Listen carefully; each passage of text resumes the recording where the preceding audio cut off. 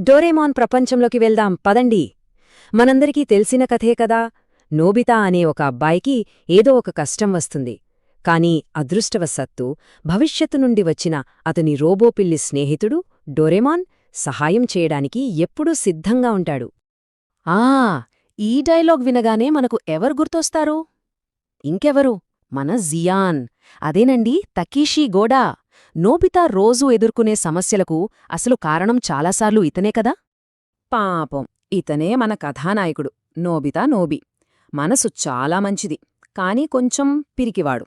అందుకే స్కూల్లో జియాన్ లాంటి వాళ్లకి ఈజీ టార్గెట్ అయిపోతాడు. రోజూ ఏడిపిస్తూనే ఉంటారు. అలాంటి టైంలోనే మన హీరో ఎంట్రీ ఇస్తాడు. అతనే డోరేమాన్. ఫ్యూచర్ నుంచి వచ్చిన ఒక రోబోటిక్ క్యాట్ నోబితా లైఫ్ని సెట్ చేయడానికే వచ్చాడు. తన 4th డైమెన్షనల్ పాకెట్ నుండి తీసే గ్యాజెట్స్తో ఎలాంటి సమస్యనైనా చిట్కెలో పరిష్కరించేస్తాడు. సరే, ఈరోజు మనం చూడబోయే కథలో కూడా డోరేమాన్ ఒక సొల్యూషన్ ఇస్తాడు. అది కూడా ఒక మామూలు గ్యాడ్జెట్, ఒక మ్యాజిక్ మిర్రర్. కానీ ఇక్కడే అసలు ట్విస్ట్ ఉంది. మనం ఒక అద్దం గురించి కాదు, 2 వేరువేరు అద్దాల గురించి మాట్లాడుకోబోతున్నాం. అవి నేర్పే పాఠాలు కూడా చాలా వేరుగా ఉంటాయి. అయితే ఇక్కడే ఒక పెద్ద ప్రశ్న వస్తుంది. ఒక పర్ఫెక్ట్ సొల్యూషన్ అంటే, ఒక అద్భుతమైన గ్యాడ్జెట్ తప్పుడు చేతుల్లోకి వెళ్తే ఏం జరుగుతుంది? డోరేమాన్ మంచి ఉద్దేశ్యంతోనే ఇస్తాడు, కాని నోబితా దాన్నెలా వాడతాడు? అదే మన అసలు కథ. ఓకే, చూశారు కదా, ఇవి ఆ 2 అద్దాలు. ఒకటి నవ్వించే అద్దం. దీన్ని వాడితే ఎదుటివాళ్లని ఆటపట్టించొచ్చు, వాళ్లని చూసి నవ్వుకోవచ్చు. ఇక రెండవది నకలు అద్దం. దీంతో మనకు కావాల్సిన వస్తువుల్ని కాపీ చేసుకోవచ్చు. చూసారా, ఒకటి అవమానించాలనే కోరిక నుండి పుడితే, ఇంకొకటి అత్యాశ నుండి పుట్టింది. రెండింటి వెనుక ఉన్న పాఠాలు కూడా చాలా భిన్నంగా ఉంటాయి. సరే, ఇంకా ఆలస్యమెందుకు, మొదటి కథలోకి వెళ్ళిపోదాం. నవ్వించే అద్దం కథ. రోజూ ఏడిపించే వాళ్లతో విసిగిపోయిన నోబితా ఈసారి వాళ్లకి బుద్ధి చెప్పాలని ఫిక్స్ అయ్యాడు. అప్పుడు డోరేమోన్ ఇచ్చిన గ్యాడ్జెట్టే ఈ అద్దం. నోబితా ప్లాన్ ప్రకారం ఆ అద్దాన్ని వాడటం మొదలుపెట్టాడు. మొదటగా జియాన్. ఆ అద్దంలో తనని తాను ఒక చౌకబారు గిటార్ వాయించే పురుగులా చూసుకుని భయంతో పారిపోయాడు. నెక్స్ట్ సునియోవంతు. ఎప్పుడూ తన జుట్టు గురించే గొప్పలు చెప్పుకుంటాడు కదా. తన తలమీద ఒక పక్షి గూడు చూసి గట్టిగా ఏడ్చేశాడు. కాని షిజుకా దగ్గరకొచ్చేసరికి సీన్ మారింది.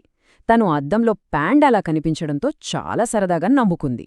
అంటే ఈ గ్యాడ్జెట్ని సరదాగా కూడా వాడొచ్చని ఇక్కడ మనకు తెలుస్తుందన్నమాట. అంతా బానే ఉంది అనుకునేలోపే కథలో అసలైన ట్విస్ట్ వచ్చింది. జియాన్, సునియో ఇద్దరూ కలిసి నోబితా మీద పగ తీర్చుకోవడానికి ఆ అద్దాన్ని దొంగిలించారు. ఇప్పుడు ఆలోచించండి, ఆ పవర్ఫుల్ గ్యాడ్జెట్ తప్పుడు చేతుల్లోకి వెళ్ళిపోయింది. వాళ్ల టార్గెట్ ఎవరో కాదు, మన నోబితానే. ఇక చూడాలి అసలైన రచ్చ. ఆ అద్దాన్ని వాళ్ళు ఇష్టమొచ్చినట్టు వాడటంతో అది ఓవర్చార్జ్ అయిపోయింది. కంట్రోల్ తప్పి మొత్తం గందరగోళం సృష్టించింది.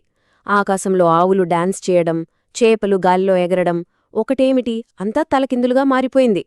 సరే, ఆ గందరగోళాన్ని పక్కన పెట్టి ఇప్పుడు మనం రెండో కథలోకి వెళ్దాం. ఇక్కడ ఉన్న అద్దం వేరు, దానితో తీరే సమస్య కూడా వేరు. అదేంటంటే, మన దగ్గర లేని వస్తువు మనకు కావాలి అనే కోరిక. ఈ గ్యాడ్జెట్ పేరు నకలు అద్దం. దీని పని చాలా సింపుల్. దీని ముందు ఏ వస్తువు పెట్టినా దానికి అచ్చమలాంటిదే ఇంకొక కాపీ వచ్చేస్తుంది. కాని రివర్స్లో ఉంటుంది. దీనికి ఒకే ఒక్క కండిషనుంది. అదేంటంటే, డబ్బును మాత్రం కాపీ చేయలేదు. అది చాలా ముఖ్యమైన పాయింట్. నోబితాకి ఈ గాడ్జెట్ దొరకగానే మెల్లగా తన అత్యాశ పెరగడం మొదలైంది. మొదట తను కొనలేని ఖరీదైన బొమ్మల్ని కాపీ చేసుకున్నాడు. అంతటితో ఆగకుండా ఇంకేం కాపీ చెయ్యొచ్చా అని ఆలోచించడం మొదలుపెట్టాడు. ఆ ఆలోచన చివరికి చాలా ప్రమాదకరమైన మలుపు తీసుకుంది. అతను చివరికి తననే కాపీ చేసుకున్నాడు. ఫలితమేమైందనుకుంటున్నారు? ఒక అద్దం నోబితా పుట్టాడు. అల్లరి, తిక్క అన్నీ అసలు నోబితా కంటే రెట్టింపు. సులభంగా పనులైపోవాలి అనే నోబితా కోరికే ఇప్పుడు తన ముందు ఒక విలన్లా నిలబడింది. కథ ఇక్కడ ఊహించని, ఇంకా చెప్పాలంటే షాకింగ్ టర్న్ తీసుకుంది. ఆ నకలు నోబితా అసలు నోబితాపైనే తిరగబడ్డాడు.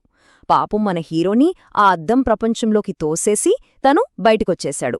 చూశారా, పరిష్కారమనుకున్నదే అతిపెద్ద సమస్యగా ఎలా మారిపోయిందో? ఓకే, ఈ 2 కథలు చూసాం కదా. రెండూ చాలా వేరుగా అనిపించొచ్చు, కానీ రెండింటిలోనూ ఒక కామన్ పాయింట్ ఉంది: శక్తి, బాధ్యత. ఈ రెండింటి గురించి కథలు మనకు చాలా లోతైన పాఠాన్ని నేర్పుతాయి.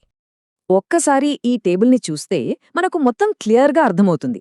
మొదటిది నవ్వించే అద్దం. సమస్య ఏంటి? వేధింపులు. కాని దాన్ని ఎలా దుర్వినియోగం చేశారు? అవమానించడానికి. దీనివల్ల తెలిసిన నీతి ఏంటంటే నవ్వు అనేది అందరినీ కలపాలి, కాని విడదీయకూడదు. ఇక రెండోది నకలు అద్దం. సమస్య భౌతిక కోరికలు, అంటే అత్యాశ. దుర్వినియోగం ఎలా జరిగింది? అత్యాశతో షార్ట్కట్లు వెతకడం. నీతి ఏంటి? షార్ట్కట్లు వెతికితే చివరికి మనల్ని మనమే కోల్పోతాం. సో ఈ రెండు అద్దాల కథల నుండి మనం నేర్చుకోవాల్సింది చాలా ఉంది. మొదటిది, టెక్నాలజీ అనేది కేవలం ఒక టూల్ మాత్రమే. అది మనలోని లోపాలను, మన బలహీనతలను సరిదిద్దలేదు. రెండోది, బాధ్యత లేని శక్తి ఎప్పుడూ గందరగోళానికే దారితీస్తుంది. అన్నింటికంటే ముఖ్యంగా సానుభూతి, వివేకం, ఇవే అసలైన మ్యాజిక్ గ్యాజెట్స్. అవి మన దగ్గర ఉంటే ఏ గ్యాజెట్ అవసరం లేదు. ఈ మొత్తం కథ మన ముందు ఒక పెద్ద ప్రశ్ననుంచుతోంది. టెక్నాలజీ మనకు అపారమైన శక్తినిస్తోంది, నిజమే. కాని ఆ శక్తిని ఉపయోగించే వివేకాన్ని కూడా ఇస్తోందా? దీని గురించి ఒక్కసారి ఆలోచించండి.